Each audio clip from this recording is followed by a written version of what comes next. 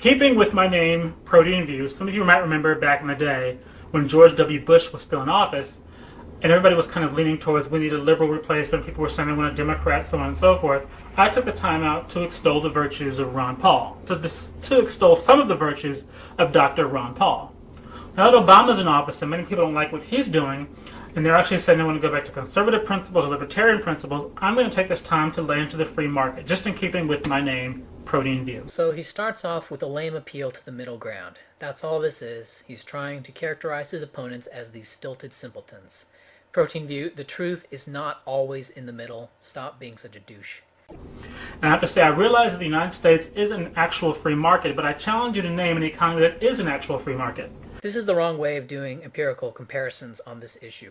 What we can look at is a continuum, and we can see across a broad spectrum how economic freedom correlates with prosperity. More freedom leads to more prosperity, or correlates with more prosperity, and there are lots of people who put forth theories showing a causal relationship between the two.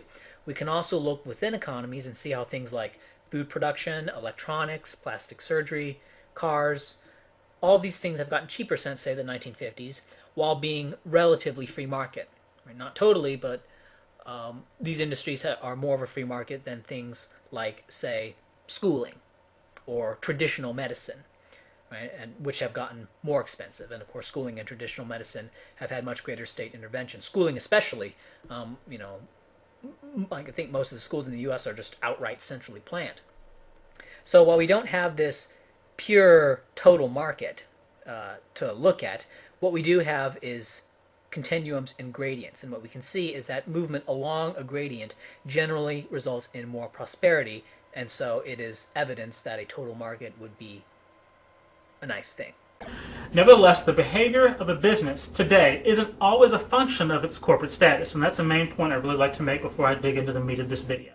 Okay, this is kind of a slimy thing to say because we have to define bad behavior, because that's really what this is about, and determine who or what is at fault, and if mechanisms in a total market could deal with said bad behavior better than a theoretical benevolent state or better than a more realistic state.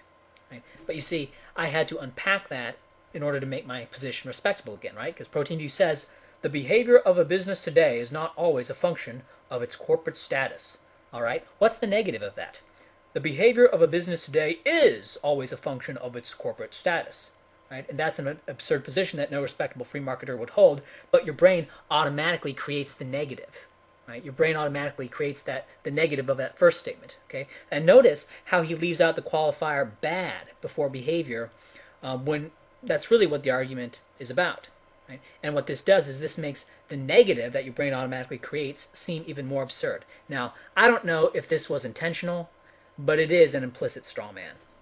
In an age of globalization, free market policies very rarely make a poor country rich.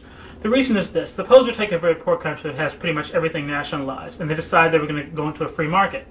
Because it's globalized, they'll probably go to the highest bidder, whatever they sell. And more than likely, that highest bidder will come from an affluent country, foreigners. So then most of the profits will be siphoned not just to the rich people in that country, but out of that country altogether. And they'll probably be the locals a pittance because the locals are used to making little money in the first place.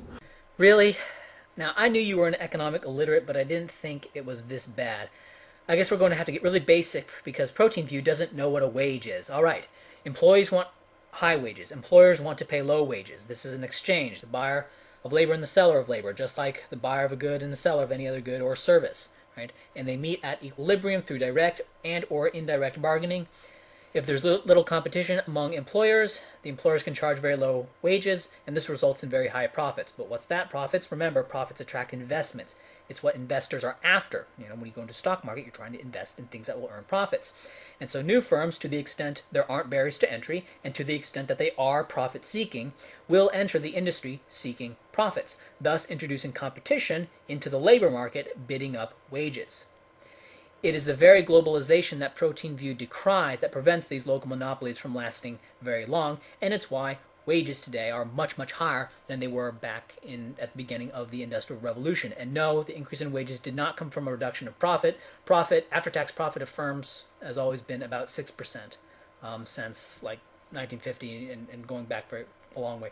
The current standard of living cannot be a result of the reduction of the profits of capitalists, because quite frankly capitalists were not earning that much profit, and moreover the profits that they were getting, most of it was being reinvested. The actual consumption of the captains of industry would have negligible effect on the lives of everyone else. But just empirically, ProteanView's statement couldn't be more false. Examples of states that made significant shifts from central planning to free markets and benefited greatly in per capita GDP growth are Estonia, Botswana, Ireland, Mauritius, Qatar, and China. And there's probably a lot of others. There are people saying the exact same thing about China that ProteanView is saying about, I guess, Africa, right? Saying that letting in all that foreign investment, right, that all the profits would be shipped elsewhere and China would just be a nation of petty laborers. Now, not that China is a glorious beacon of the free market today, but it's definitely better than it used to be, and so we can gauge the change that comes from allowing greater economic liberalism and foreign investment that did them, well. Here's another example. Suppose I go into a small, fairly poor town and I buy the local business, the only business in town that provides pretty much the food and a lot of the conveniences, the things they need, they can't necessarily or don't necessarily produce for themselves. And I buy the business up and I take over and I jack those prices up to where the poor people are really struggling to survive, but it's a pretty remote town. They can't just drive somewhere local and get a replacement. So I'm pretty much the only game in town, and I decide I'm going to scalp them and take advantage of them. Whatever the free market will bear, the free market will bear whatever I ask them to pay, because they have no other choice and they can't afford to go elsewhere. So they're pretty much screwed. Then ProteanView brings up his fictitious scenario of the poor, isolated town monopolist. Now, first off, just empirically, general stores existed long before antitrust laws, and nothing like the scare scenario ProteanView outlined happened on any significant scale. Right? Now, there is some truth to what he says in that all firms are slightly monopolistic, because when you buy a soda at a convenience store, you are buying it from that location. So the product is soda at location A versus soda at location B. And to the extent it's more difficult to get to another store is the extent to which a store can charge ever so slightly monopolistic rates. Right? This is a fact of geography, or the geographic stick. Right? That stick, that is the margin by which firms can charge a little bit higher than they would in a perfectly competitive market, which is a complete theoretical construct. So in this scenario ProteanView is talking about, the store owner would only be able to charge up to the point where it becomes a better deal to travel elsewhere.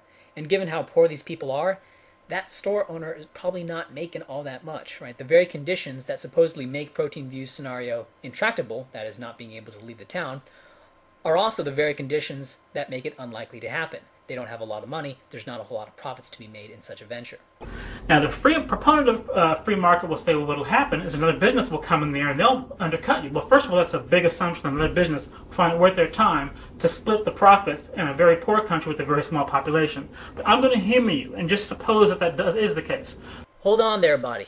During the tech boom, there were high profits early on, and so did investors all go, gee, if we enter the market, there will be competition in this market, and so profits will go down, and so we shouldn't even bother investing in the tech industry, right? No, because the opportunity cost is not high enough. Assuming most other markets don't have monopolistic profits, it makes more sense to invest in the industry that is not saturated than to invest in the industry that is saturated with a bunch of competitors. Why would a new firm even bother to enter this imaginary town to break the monopoly? Well, why did you bother to enter in the first place? This criticism boomerangs right back to you. So another business comes into town, and he lowers his prices. What am I going to do? Lower my prices too to compete. And then what we've done is we have two businesses splitting profits of a small community, lowering prices so they're making even lower profits on fewer sales. That wouldn't be a very good business model. So that's probably why the second person wouldn't come to town. But saying he did, I would cross the street and say to him, well, we can both lower our prices like you've done and split the profit between this small population, or we can price fix and we can both make profit because, let's face it, we're the only game in town. So suppose I do that. Again, they would be screwed. It would be a de facto cartel. Again, proponent of free market would say, well, the third person will come in. I think not. When you're dealing with a small population, there's only so many businesses that can feed a small population, and when you consider the third person will come in, that will only require the other two to drop their prices, again, they'd all be screwed. It wouldn't be a good business model. So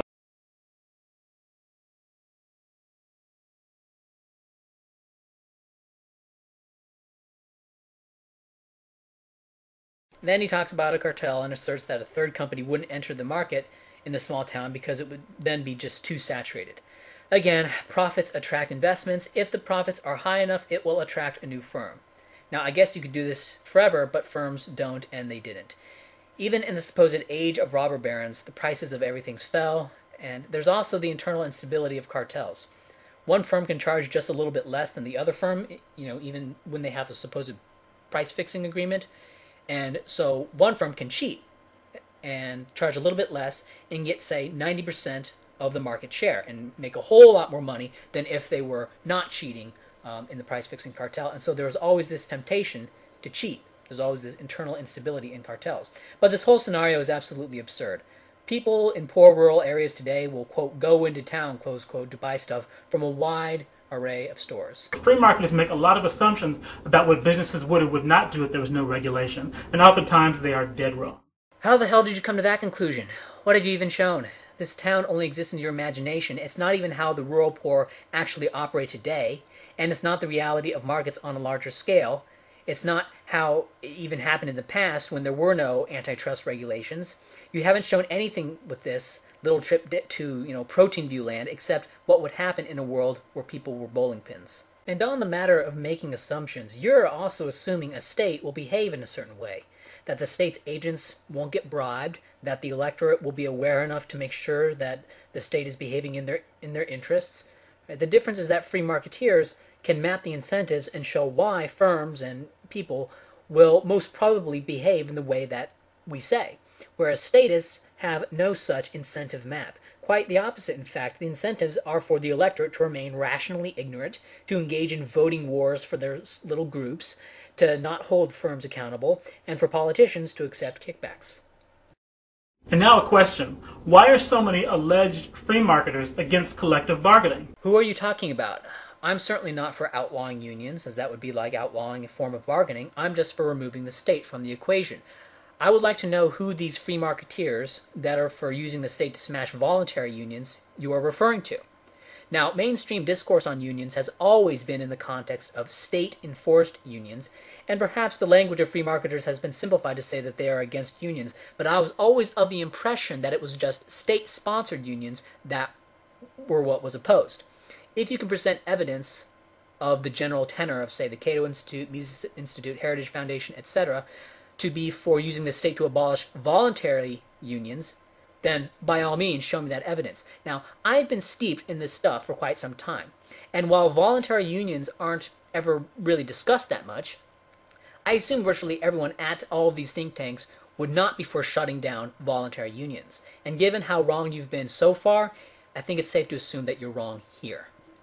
A true free market would have no child labor laws. A true free market, there would be sweatshops. In a true free market, businesses could say and demand you work 10 hours a day or they'll outsource to India. Outsourcing is just firms seeking profits. Over time, wages get bid up as the economy grows and more firms are competing for labor. In the absence of systems of privilege, people in India can compete with people in the U.S. I'm sorry, there's nothing precious about people in the U.S. I don't know what to say about this. This argument against outsourcing is non-cognitive. Child labor laws had a negligible effect on the actual child labor. By the time child labor laws were implemented in the U.S., child labor had already been in decline for decades due to the higher productivity of workers, and the higher productivity, they did not have to send their kids to work, right? So they could send their kids to school or whatever. And this was occurring without child labor laws, period.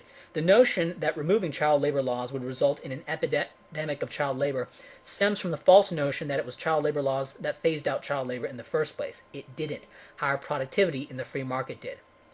As for not wanting regulation, I can only speak for myself here. I'm fine with regulations just as I'm fine with law generally. The problem comes when you have a single agency legislating the laws by fiat as opposed to an emergent polycentric common law with horizontal appeals, which result in real accountability. Now, I don't have time to explain this system, but people who completely oppose the state are not against regulation, full stop. That is, they are not against law, they're against the form and the means by which these laws come about. And people who support a small state and want a free market probably also support some state regulations, since they don't have this common law system to fall back on. Again, free marketers make a lot of assumptions about what a business would do. Take the Ford Pinto situation. Ford, which was a corporation, produced the Pinto, and they knew that the Pinto would explode upon contact, but they figured it would be more cost beneficial to weather the lawsuits of people dying before the Pinto being on impact than to actually recall them and change the way they built the Pinto in the first place. It was a cost-benefit analysis. In other words, we don't care who dies from the Pinto because it's cheaper for us to weather those lawsuits than it is for us to recall the Pintos. Okay, only 28 people died of Ford Pinto fuel-fed fires. And the Ford Pinto's safety record was very typical for its time and class. Link in the description. This stuff is easily found, so it's clear that ProteanView didn't even bother checking, or he would have found something, along the lines of the myth of the Ford Pinto case. But let's pretend, ProteanView, that you weren't just repeating a long-debunked myth. So the state has a monopoly on law, and in this environment, it's beneficial for Ford to do something that we may consider fucked up. And so when this happens, you're blaming the free market for this. Right? The state has a monopoly on law, and you're blaming the free market for Ford not being reprimanded by the state law that much. Right? Because obviously the reprimands weren't that bad, and so you're blaming market law? Okay. The state was there. Perhaps this would be evidence of the inefficiency of monocentric law. ProteanView's video was just a rehashing of his irrelevant, imaginary small-town monopoly and a few simply false statements thrown in to back up his aimless, emotive rant against having too much freedom.